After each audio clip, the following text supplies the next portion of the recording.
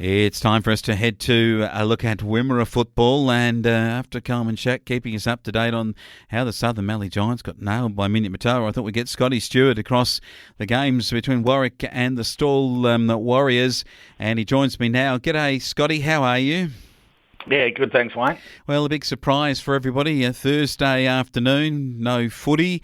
Everyone goes into lockdown, and I suppose if you've got a home game like the Giants had prepared for at Beulah, it must be hard for clubs, Scotty. I mean, because you've got to cater, and as I said to Coleman a bit earlier, I hope you've got a big freezer down there at Beulah. Yeah, exactly right. And this one is just, the weirdest time. And I think the last lockdown we had there when we didn't play might have occurred 24 hours earlier on by memory. So the caterers probably had that little bit extra time up their sleeve. But no, as you say, not this time. It's Thursday at 4:45 or something. They announce snap lockdown, but that's way too late, isn't it? You've got your salves and your pies and the pasties and everything sorted for the home games. And yeah, I really feel for those clubs that were hosting. We went through it that last lockdown. We were to host the Horsham Saints, and this weekend Warwick Eagles don't have to worry about as much because they were going to be on the road. But I really feel for the home clubs and just the bad timing of these things. And yeah, I mean, we can go right into all the itty-gritty about the lockdown, but it is what it is, and unfortunately everyone's going to miss another weekend of football, netball around the area, and your hockeys and everything around the area. It's just a sad situation. It certainly is. Outside of that, it is a problem for some of the business community. You've got hotels that might supply the beverages, and then you've got bakeries that are ready to get an order out of pies on Saturday morning or Friday night. These are all things that clubs are having to deal with, and the local community loses that business out of it too. What about the games last week? We'll have a look at it. You blokes actually were, I think, credible in the end. I mean, I know Stall are up there in the top echelon, 19-13, 127 to Warwick Eagles 7-9-51. I noticed you had a couple of young players blooded into your senior side. Yeah, no, they keep bringing them in to make their debuts in the senior footy, and it's a good thing. I think they're up to about 6 or 7 kids that have been blooded for their first games this year.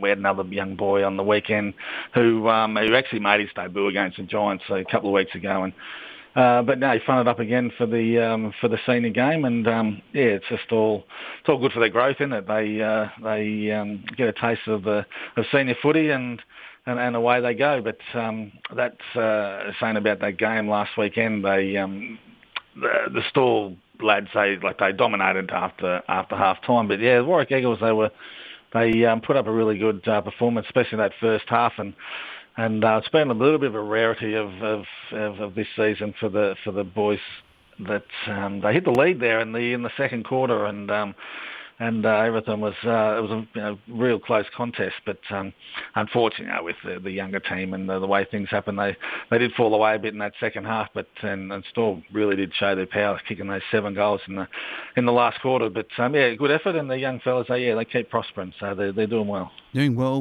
with Mackenzie, senior player, kicking a couple, C. Penny a couple, D. Bell, D. Stewart, R. Mackenzie, J. Soby, C. Watson, J. O'Donnell. Some good young kids in that best player list there. Eckel, Manton, Dark for Stall, and Manton, Eckel both booted for them. Having a look at other senior football, and Dimbulla back to the winning list against their rivals nil, and they did it at 19-13 to 10-10. A win is a win, and you've got to get them. Despite beating just the bottom side, they still had to do it and keep themselves in touch with the top 5. Yeah, that's exactly right there.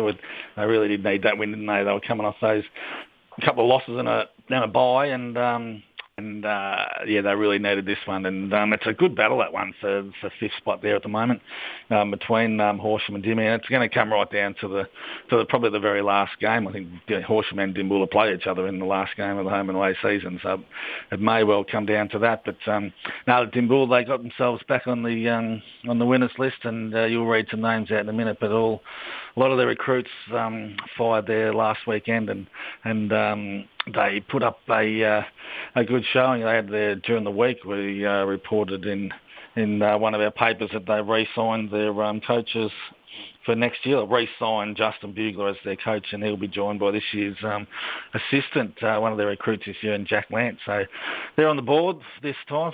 This time already for their coaching appointments for next year. So they'll get this year out of the way, and they're set for 2022 as well. Yeah, they are tasking with 4 and Walters 4, and as you mentioned, the co-coach Lant booted at 3. Rossier with a couple. Rossier, Lant, Lemon, Clugston, and Walters, and the other Lant boy. Good to see Clugston in the better players there for Dimmy, and Honeyman and Albrecht a couple apiece for Nil, and Driscoll, Schneider and Stefan played okay for the Tiger boys, who are struggling away, but they certainly keep fronting up. And what about Horsham? They fronted up, and I reckon put Ararat's challenge of finals football to bed by beating them 17-5 to 9-10. I reckon one more club out of the finals race after that.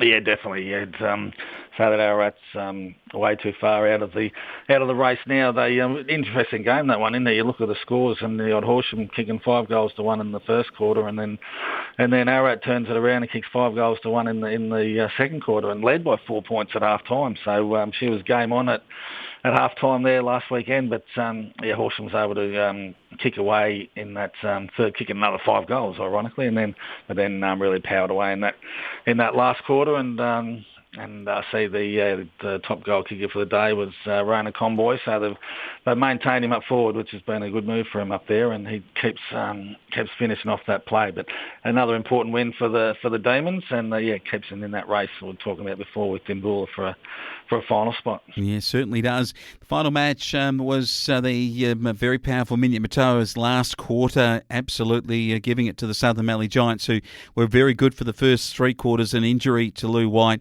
it was a major turning point, and the fitness of Minyat Matoa saw them go out winners in the end by really that last quarter. Yeah, I heard during the week about young Lou, and all the best to him. Apparently he was operated on the last, might have been on Thursday, I think, or Wednesday or Thursday, I'm not real sure there, but he must have suffered a bit of a bad injury there, but obviously, it's goes the result that Minyat Matoa was able to achieve after 3-quarter times must have been a bit of a real arm wrestle there for the first 3 quarters, with the Giants leading by 4 points at 3-quarter time. But whether that was completely unsettling, who knows? But 8 goals to nothing in the last quarter, it's blew the margin wide apart. But I think the Giants will live on to fight another day after that one, and take a lot out of that match. But the Boroughs are, they're just a good side, and if one person's down throughout the day, well, someone else is going to step up. And just looking through the goal kickers there, and the former Hawthorn man, the Clinton Young's got himself a couple of goals last week, so he's slotted back into that team well, with Big Iso kicking 5 goals. Yeah, very good players. In the reserve grade, the Eagle boys tried hard but got done by Stawell, but thought we'd have a good look at what happened in the junior grades. That reserve grade score was 13-14 to Stawell, and Warwick Eagles 6-7. And in the 17s, you've got these kids coming through, a lot of them playing up in senior football, but they lost to the mighty Stawell juniors 13-15 to 4-8, but there's some really good signs for your kids coming through your 17-year-old group. Yeah, no, they're definitely doing that, coming through very well. They're playing. Some kids are playing a couple of games per week, not as much nowadays, but they do have a couple of kids playing the 2 games and being blooded into that senior lineup. This is a bit of an interesting game, this one with the 17. So I remember the first round they played. There was only a kick in it between these two at Anzac Park, and I think it was a pretty late sort of goal. But this time, the Stawell lads have come away with over a 10-goal win. So they've come along very nicely, the Stawell juniors. But the Warwick Eagles kids, they keep battling away and working hard to get the result. I mean, they're not going to play finals or anything under 17s, but they've been competitive in every game, so it is a good sign for sure. And a great sign in your under 14s. So the mercy rule applied to Stawell, because the Warwick Eagles got to 9-9, 63 to 1 point in the third quarter. Young McGregor kicks a lot of goals, and young Inkster, Keem and Stein look like good kids for the future.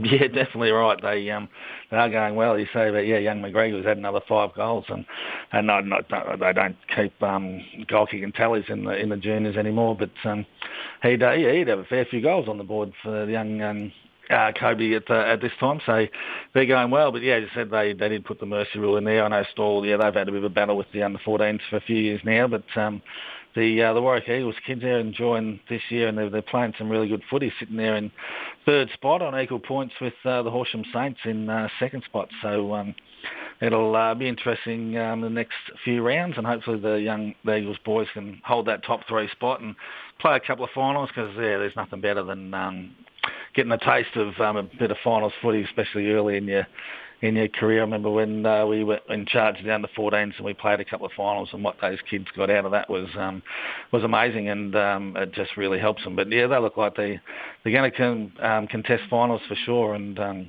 hopefully they can put a couple more wins on the board in these last, whatever we got left after this week, the 4 or 5 games, whatever's coming. But they are playing some good football, those young Eagles kids, for sure. Certainly are, and it's going to be great to get back onto the field. Hopefully a very, very quick shutdown, and then back to it next week with this round of matches lost, and the next round of matches will be what we go to. So round 14 games will be where we'll be heading, and the Warwick Eagles get a home game against Ararat for that week. So that'll be good to look forward to, and for your caterers and everybody to have missed a bullet with this last weekend.